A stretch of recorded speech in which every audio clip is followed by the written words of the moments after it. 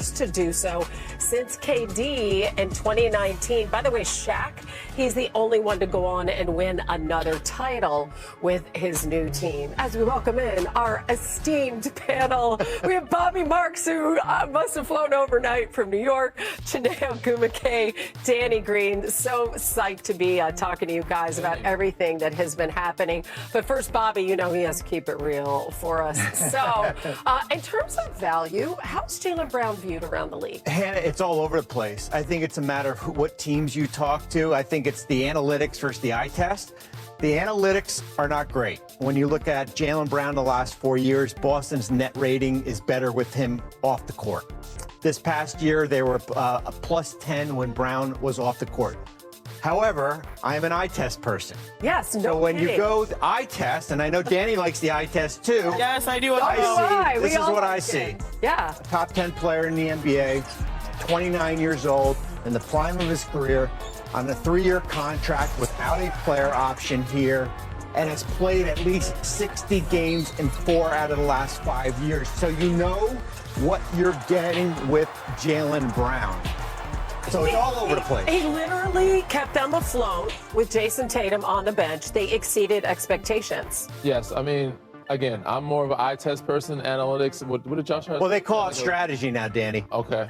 Is that what they call it? It's a fancy name. So yeah. Again, I'm not Josh Hart where I say analytics is like, what does it he say? A post that you can lean on, but you can't get you home when you're drunk or something like that. So I think analytics are important, but I'm more of an eye test person. Jaylen Brown is a top 10 player in this league. And if you can't get another top 10 player or two top 20 players for him, I think you're losing out. And now Giannis is off the table. What are you looking for? Why are we still dangling this guy out here unless you for sure have a certain U-turn or reroute of a person or pieces that makes sense? There are teams that we'll discuss later on, but I just don't see it. Unless somebody else is willing to give up another franchise guy for Boston, why would you break up this duo that has shown that they've been successful over the last 2 or 3 years? There's a hypersensitivity to Jaylen Brown, and he has embraced it, willing to be the villain, at times being the bad guy on the court, the one calling out the league, and obviously snapping back or clapping back at our own friend, Stephen A. Smith. I think there's a sensitivity because of the podcast or the twitching, Twitch streams, and that narrative that confuses people from what he's actually doing. I'm an analytics girl. I didn't even know the numbers were like that with Jaylen Brown. I don't even care about it. I'm the first person that would care about it. But how much do you think we should care about the off-the-court stuff? Because you just named a whole bunch of social media platforms, to me, as opposed to what he does on the court and pairing with a healthy Tatum. If what he's saying is so egregious, then I think that's a hypersensitivity, because at the end of the day, when he shows up on the floor, he's everything that you want to be. That's what I'm saying. He's the guy who, like you said, was a finals MVP, like someone that is a 5-time All-Star, 29 years old.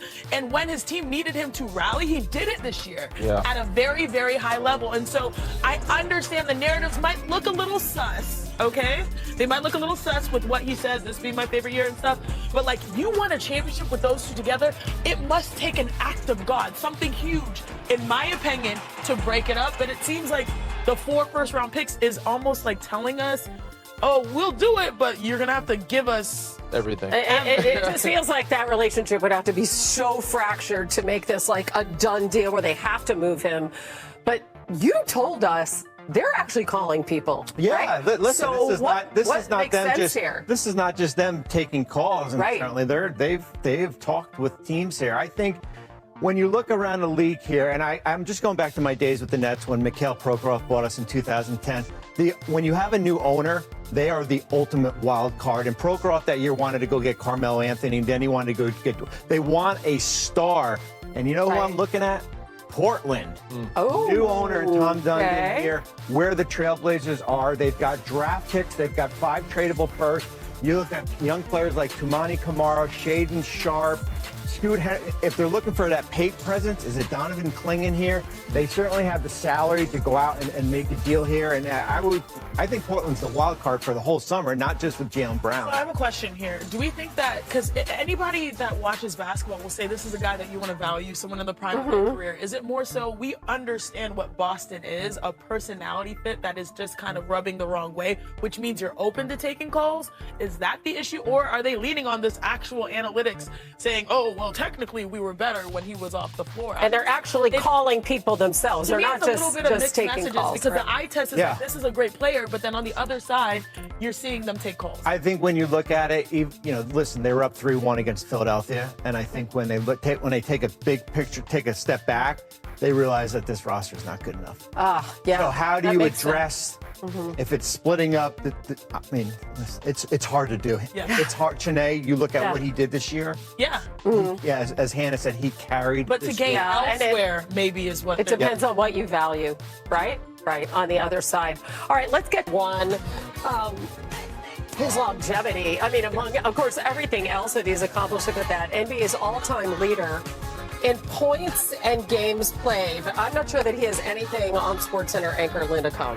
Today is her last day, and she is the all-time record holder. Look at that. Wow. Over 5,600 SportsCenter Wow. shows, and she's patting her Icon. She's doing SportsCenters like all day and night Legend. tonight. Yeah. How about this? 3,097 different players have played an NBA game since her first SportsCenter. Wow. Isn't that incredible? That is- Legend, congratulations, legend. Yeah, she is unbelievable. Okay, Congrats. it's Friday. Who said that? We're going to take a look at some quotes that caught our attention. Here is how y'all stack up on the panel. I got to say, Chene and Bobby Oh, are... not at the bottom. Yeah, y'all are- I should have 4, but our producers took one away from. Oh, they gypped you? You should actually be completely. I know. It's Okay, here's our first question. Danny, you're on top. Oh, At man. 4 and 3. Okay, so our first question is for you, Danny. Here's the quote. I'm hungry, bro. I'm hungry. I'm starving. I want to be the greatest ever. Was it A, Darius know Acuff, this B, one. Caleb Why couldn't Wilson, you give or this to C, Kingston Fleming? Was he on our set? He had to be on our set at one point. It's I'm gonna say Kingston Flemings. No, is it Caleb Wilson? It has to be Caleb. No way. He said it about the Bulls and Michael Jordan. I'm just hungry, bro. I'm hungry.